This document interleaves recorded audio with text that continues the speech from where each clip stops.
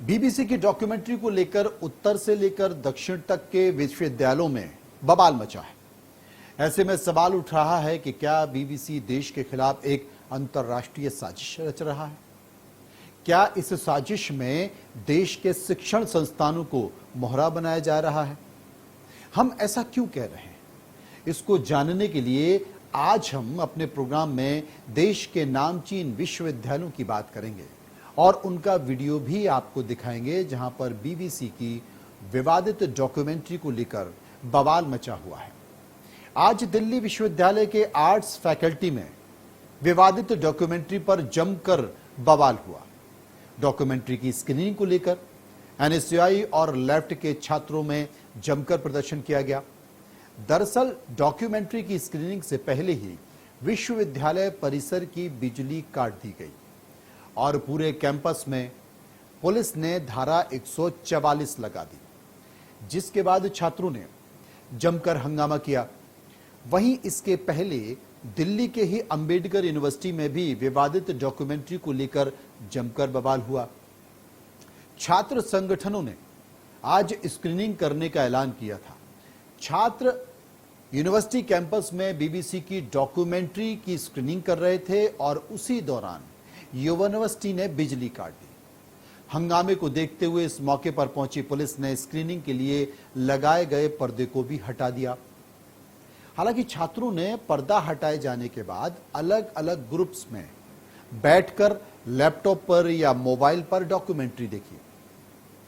पूरे मामले पर छात्रों का क्या कहना है, पहले आपको यह सुना देते हैं। वो सुन लीजिए कि वो इस मामले पर अपनी ओर से क्या प्रतिक्रिया दे रहे हैं।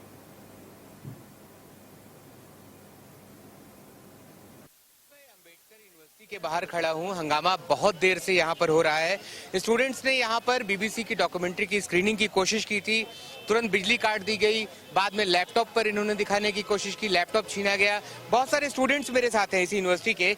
सबसे पहले आप मुझे शुरू से बताइए कि आज आप लोग यहाँ पर आए, क्या करने वाले थे, क्या हुआ? तो आज एयूडी में 1 बजे स्क्रीनिंग मोदी क्वेश्चन का स्क्रीनिंग था और एक प्रोटेस्ट भी था। उसके साथ साथ जो जामिया में जो स्टूडेंट्स के साथ उनको डिटेन कर लिया गया, जिस तरह का पैरामिलिट्री फोर्सेस वहाँ पे डिप्लॉय कर दी गई थी, और जैसे जेएनयूएसयू का कॉल था द मोदी क्वेश्चन डॉक्यूमेंट्री की स्क्रीनिंग का, और उधर कैंपस के अंदर किस तरह से एबीवीपी के लोगों ने उन पर स्टोन पेल्टिंग किया। तो आप लोगों ने पूरा प्रोजेक्टर और स्क्रीन की यहाँ पर व्यवस्था की थी, तो आप लोगों ने मूवी दिखाई क्या? तो एयूडी का एक परमिशन पॉलिसी है जो एकदम डेमोक्रेटिक नहीं है, और एयूडी का स्टूडेंट बॉडी, तमाम संगठन, इनफैक्ट आइसा के साथ साथ हम लोग लगातार उस परमिशन पॉलिसी को क्रिटिसाइज करते हैं, जो ये कहता है कि आप प्रोटेस्ट के लिए परमिशन मांगिए, आप स्क्रीनिंग के लिए परमिशन मांगिए। स्क्रीनिंग के लिए मुझे एक बात बताइए, क्योंकि मुझे ये तो पता चल गया कि यहाँ पर बिजली भी काट दी गई, जिससे कि आप लोग स्क्रीनिंग नहीं कर पाए। फिर आप लोग लैपटॉप लेकर के आए, लैपटॉप भी छीन लिया गया। फिर आप लोगों ने QR कोड भी दिखा दिया कि आप इससे डाउनलोड कीजिए। लेकिन मेरा एक सवाल कि इतना हंगामा क्यों? जब इस डॉक्यूमेंट्री को भारत में मना किया गया है, फिर इतना जबरदस्ती क्यों कर रहे हैं आप? देखिए, इस देश का कॉन्स्टिट्यूशन 26 जनवरी के दिन लागू हुआ था। कल ही 26 जनवरी था। उसमें आर्टिकल 19 है जो हमें राइट देता है फ्रीडम ऑफ स्पीच का, फ्रीडम ऑफ एक्सप्रेशन का। और फिर एक यूनिवर्सिटी कैंपस है, अगर यहाँ पे हमारा डिसेंट का, डिबेट का, डिस्कशन का स्पेस नहीं रहेगा और एक पूरा नैरेटिव क्रिएट कर दिया जाए कि क्यों करना है, क्यों कर रहा है, तो मतलब आप देख रहे होंगे कि इस सवाल में कितना आयरनी है कि क्यों करना है। ये हमको नहीं लगता ये ज़बरदस्ती का हम स्क्रीनिंग करने की कोशिश कर रहे हैं। ये हमारा कॉन्स्टिट्यूशनल हक बनता है कि हम हमारे एक पब्लिक यूनिवर्सिटी का जो कैंपस है, जो एक डेमोक्रेटिक स्पेस है, उधर हम अपने मतलब स्टूडेंट्स को कॉल देके हम एक डॉक्यूमेंट्री स्क्रीन करें, जो कि मतलब बैन करा जा रहा है। लेकिन बैन क्यों करा जा रहा है, ये पहला मुद्दा होना चाहिए। ये देश के खिलाफ कोई एक डॉक्यूमेंट्री तो नहीं है। ये एक जो प्राइम मिनिस्टर है, उनके एक्शंस के ऊपर, उनके एक्शंस को क्रिटिसाइज करके एक डॉक्यूमेंट्री है। तो क्या वो क्रिटिसिज्म नहीं ले सकते? तो ये लोगों की बातें थी और आपने सुना कि आखिर छात्र अपनी ओर से क्या एक्सप्रेशन दे रहे हैं। लेकिन इसके पहले देर रात हैदराबाद यूनिवर्सिटी में डॉक्यूमेंट्री की स्क्रीनिंग को लेकर जमकर हंगामा हुआ। यहां पर SFI और AVP के छात्र आपस में भिड़ गए। एसएफआई यानी कि स्टूडेंट फेडरेशन ऑफ इंडिया के छात्रों ने बीबीसी की डॉक्यूमेंट्री की स्क्रीनिंग रखी तो एबीपी ने कश्मीर फाइल्स दिखाई। छात्र संगठनों के दोनों ग्रुपों के बीच झड़प हो गई। एसएफआई का दावा है कि 400 से अधिक छात्रों को विवादित डॉक्यूमेंट्री दिखाई गई है। इसके पहले केरल कांग्रेस ने गणतंत्र दिवस के मौके पर बीबीसी की विवादित डॉक्यूमेंट्री की स्क्रीनिंग की। केरल प्रदेश कांग्रेस कमेटी के नए स्क्रीनिंग तिरुवनंतपुरम के शुकुमुघम के बीच पर है। पार्टी ने कहा है कि ज्यादा से ज्यादा लोगों को यह डॉक्यूमेंट्री दिखाई जा सके, इसलिए बीच पर स्क्रीनिंग रखी गई, यानी कि समुद्र के किनारे। उधर 25 जनवरी को दिल्ली के जामिया मिलिया इस्लामिया विश्वविद्यालय में भी बीबीसी की विवादित डॉक्यूमेंट्री को लेकर जमकर बवाल हुआ। जामिया में विवादित डॉक्यूमेंट्री की स्क्रीनिंग को लेकर अब तक 7 छात्रों को पुलिस ने हिरासत में लिया है। इन छात्रों पर माहौल खराब करने के प्रयास का आरोप है। एसएफआई ने छात्रों की रिहाई तक स्क्रीनिंग को टाल दिया है। जामिया की वाइस चांसलर की माने तो विवादित डॉक्यूमेंट्री की स्क्रीनिंग को लेकर छात्र संगठन एसएफआई यूनिवर्सिटी कैंपस का माहौल खराब करने का प्रयास कर रहा है। छात्रों की किसी भी गैर जरूरी हरकत पर कार्रवाई होगी। 25 जनवरी को ही बीबीसी की डॉक्यूमेंट्री दिखाए जाने पर पुडुचेरी के विश्वविद्यालय में झड़प हुई थी। पुडुचेरी विश्वविद्यालय में बुधवार को प्रधानमंत्री मोदी पर बीबीसी की डॉक्यूमेंट्री दिखाई गई। इसके बाद भी वहां 2 छात्र आपस में भिड़ गए। हालांकि विश्वविद्यालय प्रशासन ने एहतियात के तौर पर बिजली और वाईफाई को ठप कर दिया। फिर छात्रों के एक गुट ने फोन और लैपटॉप पर डॉक्यूमेंट्री देखी। पंजाब यूनिवर्सिटी के स्टूडेंट सेंटर में 25 जनवरी को विवादित डॉक्यूमेंट्री चलाने पर भी हंगामा हुआ। एसएफआई ने यह डॉक्यूमेंट्री चलाई, लेकिन विश्वविद्यालय प्रबंधन को भनक लगते ही डॉक्यूमेंट्री को तुरंत बंद कर दिया गया। इसके पहले 24 जनवरी को इस डॉक्यूमेंट्री की स्क्रीनिंग को लेकर जवाहरलाल नेहरू विश्वविद्यालय में भी विवाद हुआ। जेएनयू में छात्र डॉक्यूमेंट्री ना देख पाए, इसके लिए प्रशासन ने बिजली गुल कर दी और इंटरनेट कनेक्शन भी काट दिया था। इसके बाद भी छात्र नहीं माने। उन्होंने डॉक्यूमेंट्री देखी, क्यूआर कोड को शेयर किया, विवाद बढ़ गया, पथराव हुआ। दरअसल बीबीसी ने 17 जनवरी को गुजरात दंगों पर, अब इस विवाद को आपको समझना होगा कि विवाद आखिर है क्या। बीबीसी ने जनवरी को गुजरात दंगों पर बनी डॉक्यूमेंट्री द मोदी क्वेश्चन का पहला एपिसोड यूट्यूब पर रिलीज किया। दूसरा एपिसोड 24 जनवरी को यानी कि 26 जनवरी से ठीक 2 दिन पहले रिलीज किया। लेकिन बीबीसी की इस डॉक्यूमेंट्री को लेकर सरकार ने नाराजगी जताई। इस डॉक्यूमेंट्री को भारत में उपलब्ध नहीं कराया गया था, लेकिन भारत विरोधी एजेंडे को बढ़ावा देने के लिए यूट्यूब चैनलों ने इसे अपलोड कर दिया। भारत सरकार ने इस विवादास्पद बीबीसी डॉक्यूमेंट्री सीरीज की निंदा करते हुए इसे चुनिंदा प्लेटफॉर्मों से हटा दिया। केंद्र सरकार ने डॉक्यूमेंट्री को प्रधानमंत्री मोदी और देश के खिलाफ एक प्रोपेगेंडा बताया कि यह देश को, प्रधानमंत्री को बदनाम करने की पूरी साजिश है। विदेश मंत्रालय के प्रवक्ता ने भी कहा कि हम नहीं चाहते कि डॉक्यूमेंट्री के पीछे का एजेंडा क्या है, लेकिन यह निष्पक्ष नहीं है। यह प्रधानमंत्री नरेंद्र मोदी के खिलाफ दुष्प्रचार है। अब यह भी समझना होगा कि आखिर बीबीसी की इस विवादित डॉक्यूमेंट्री पर इतना विवाद, इतना बवाल क्यों मचा हुआ है। इसमें आखिर है क्या कि बीबीसी दिखाना चाहता है, एक विचारधारा से अलग लोग इसे देखना चाहते हैं और एक विचारधारा के लोग इसका विरोध कर रहे हैं, रोकना चाहते हैं। इसमें क्या है मैं आपको बताता हूं।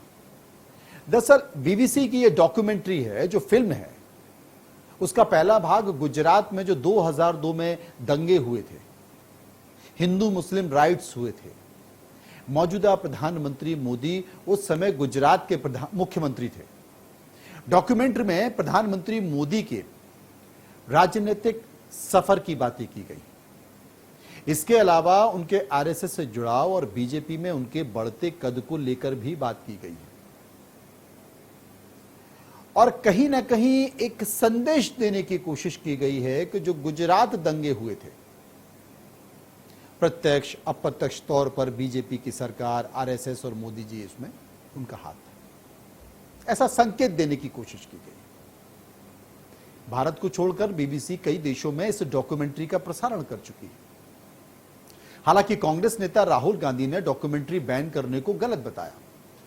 राहुल गांधी ने क्या क्या कहा ये भी आपको सुनना चाहिए। वो भी आप इसलिए सुनिए क्योंकि देश में अलग अलग विचारधाराएं सुनिए।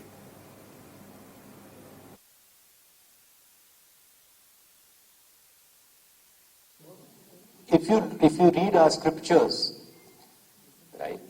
If you read Bhagavad Gita or you read the Upanishads, you will see in it it's written that the truth cannot be hidden. The truth always comes out. So you can ban, you can suppress the press, you can control the institutions, you can use CBI, ED, all this stuff. But the truth is the truth. Truth shines bright. It has a nasty habit of coming out. So no amount of banning and oppression and frightening people is going to stop the truth from coming out.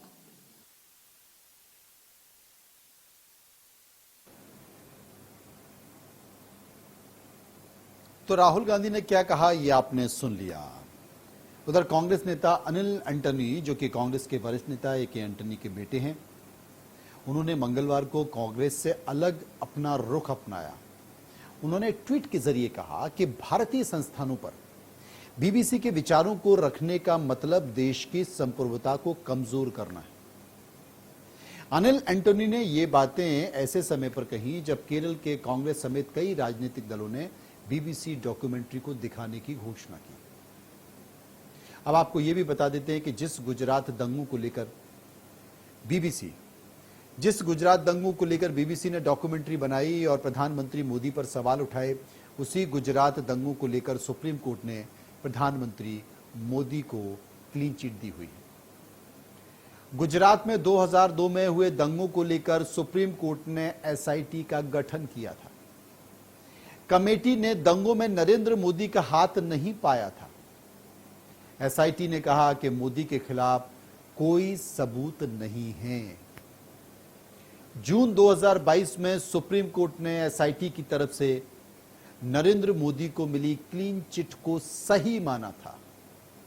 अब यह सवाल उठता है कि जिस मामले को लेकर देश की सर्वोच्च अदालत ने फैसला देते हुए प्रधानमंत्री नरेंद्र मोदी को क्लीन चिट दे दी है, उसके बाद भी देश में एक क्या अंतर्राष्ट्रीय साजिश रची जा रही और उसमें विश्वविद्यालयों के तमाम कैंपसों को मोहरा बनाया जा रहा है, उनका इस्तेमाल किया जा रहा है, इस मसले पर बहस कराई जा रही है, इस मसले पर जानबूझ के विश्वविद्यालयों में, शिक्षण संस्थानों में होड़ मचाई जा रही है, जबरदस्ती लोगों को, स्टूडेंट को इकट्ठा कर डॉक्यूमेंट्री दिखाई जा रही है। ये डॉक्यूमेंट्री किसकी है? ये डॉक्यूमेंट्री बीबीसी की है। बीबीसी ब्रिटिश का एक मीडिया हाउस है। यहां तक कि ब्रिटिश के प्रधानमंत्री ने भी इस बात की आलोचना की है। उन्होंने कहा है कि किसी संवैधानिक पद पर बैठे हुए व्यक्ति की इस तरह से आप छवि खराब नहीं कर सकते। लेकिन बावजूद देश में, भारत में डॉक्यूमेंट्री दिखाई जा रही, विरोध प्रदर्शन किए जा रहे हैं। लेकिन अब यह बात देश के लोगों को सोचना है, यह बात देश के युवाओं को सोचना है कि उस डॉक्यूमेंट्री के दिखाने से क्या होगा। क्या देश का मानस बदल जाएगा? क्या देश में चल रही विकास परियोजनाएं ठप पड़ जाएंगी, सुस्त हो जाएंगी? लेकिन एक ऐसा मुद्दा जिस मुद्दे का मतलब नहीं है, चाहे वो कश्मीर फाइल्स हो या बीबीसी की नरेंद्र मोदी पर बनी, गुजरात दंगों पर बनी हुई ये डॉक्यूमेंट्री हो, इन सब चीजों से देश में वैमनस्यता ही फैलती है, नफरत फैलती है। जो बुरा समय गुजर गया, उस बुरे समय को भुला देना चाहिए, उससे सीख लेनी चाहिए कि आखिर उससे मिला क्या। चाहे वो कश्मीर फाइल्स में दर्शाया गया कश्मीर की स्थिति हो, कश्मीरी पंडितों का जिक्र हो, या फिर गुजरात दंगों में हुई घटना हो। आप कुरेदेंगे तो आपको क्या मिलेगा? वो ऐसी यादें हैं जो सिर्फ नफरत देती है, जो ऐसी यादें हैं जो आपके अंदर गुस्सा पैदा करती हैं। और वो जो घटनाएं हुई थी, वो घटना भी उसी का प्रयास था, और वो घटित जो हुआ था वो भी उसी का था, क्योंकि ऐसी ही नफरत पैदा की गई थी जैसी अब पैदा की जा रही है। और उस नफरत का परिणाम वो दंगे थे, चाहे वो कश्मीर के हों या फिर गुजरात के हों। तो अब फिर नफरत क्यों पैदा की जा रही है? अब फिर दो भाइयों में लकीर क्यों खींची जा रही है? अब फिर वैमनस्यता के पैमाने को क्यों बड़ा किया जा रहा है? इससे क्या होगा? हासिल क्या होगा? कुछ चुनिंदा मुट्ठी भर लोग जो अपने राजनीतिक एजेंडे को बड़ा करना चाहते हैं, कुछ चुनिंदा वो लोग जो सत्ता में नहीं है, वो सत्ता पाना चाहते हैं, वो अपने मकसद में कामयाब हो जाएंगे? अमूमन तो नहीं होंगे, लेकिन अगर हो गए तो भुगतना किसे पड़ेगा? आपको, हमको, उस युवा पीढ़ी को जिनका भविष्य अभी तय होना है। वो शांति से हो, वो विकास से हो, वो तमाम योजनाओं से हो, वो रोजगार से हो, वो समृद्धि से हो, वो बेहतर अर्थव्यवस्था से हो। इन सब से नहीं हो जो इस वक्त विश्वविद्यालयों में चल रहा है। खैर,